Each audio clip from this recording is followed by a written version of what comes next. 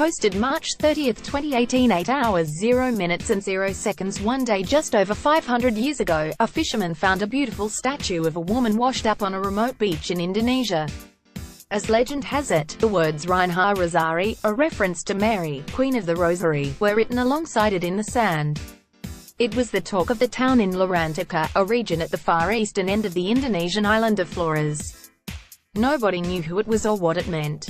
But they did know it was special. Maybe it was a goddess, or their holy Mother Earth. And so the king kept it safely stored away with other sacred items in the local korke, or temple. The beautiful statue with the sad face sat in the korke until Portuguese Catholic missionaries arrived in Lorantica a few years later. They immediately recognized it as Mother Mary, Tuan Ma. It had most likely come from the wreck of a Portuguese or a Dutch ship plying the spice trade or from a visiting merchant. Two more statues arrived over the years, which are now revered and shrouded in secrecy. They're kept locked up and only brought out once a year, for a unique ritual during the Holy Easter week of Semana Santa. She's like my mother and Maundy Thursday every year. People line up for hours to worship the trio of statues. The queue winds back about a kilometer. Many will wait all night.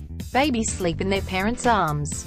The worshippers patiently wait their turn to kiss the mournful, serene and captivating Mother Mary statue.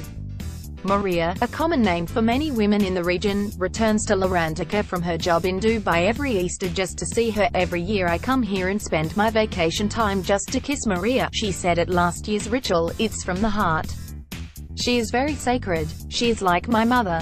I've trusted in her all my life. Every year there's a mass consensus on whether or not Tuan Ma looks happy or sad. Last year, everyone agreed she looked happy.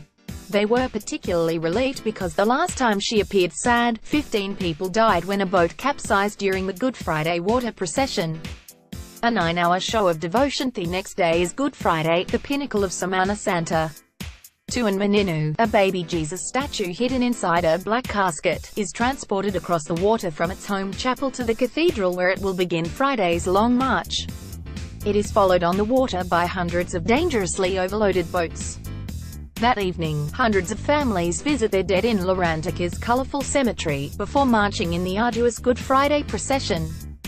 The procession begins as the sun sets, and is Lorantica's big moment, the most spectacular and most moving part of Semana Santa. Thousands and thousands of reverential pilgrims follow the statues as they're carried across town. There are 8 stops in the procession, representing the 8 main tribes of Lorantica and the 8 steps of the story of Jesus' crucifixion. Walking the procession is not for the faint-hearted. It's an arduous 9-hour commitment of devotion, standing, walking, singing, kneeling on the bitumen to pray. It's an endless, moving sea of candles. Hot wax drips down worshippers' hands as they pray, falling to the road. By morning it's coated and slippery, ready for the wax scrapers to come and collect it to make next year's candles, as they've done for hundreds of years. A slow shift from animism to Catholicism. The arrival of the statue didn't just spark an Easter ritual, it transformed Lorantica's religious beliefs. Flores is traditionally animist, a religion that treats objects, places and creatures as having a spirit. When the Portuguese arrived in the region, looking to cash in on the spice trade in Malacca, they brought Catholicism with them. They built churches and schools, and missionaries worked with locals to give Catholic meaning to their animist stories and beliefs. These days, about 90% of Flores is Roman Catholic, which is striking, given Catholics comprise just 3% of Indonesia's population. There is a strong sense of peace and acceptance between the faiths. Catholics marry Muslims and there's been very little of the sectarian violence seen in other parts of Indonesia. However, the Church has been uneasy about the Lamaholit people's simultaneous faith in Catholicism and animism.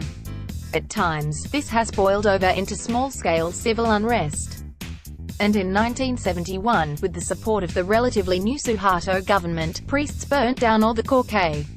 Under Suharto's new order, Indonesians were forced to choose only one god to worship from the official religions outlined in the Pancasila, the guiding principles of Indonesia. Animism wasn't one of them.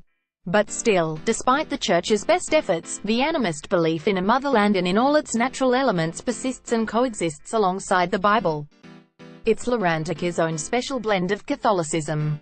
Topics: religion and beliefs, Catholic, community and multicultural festivals, community and society, Asia, Indonesia.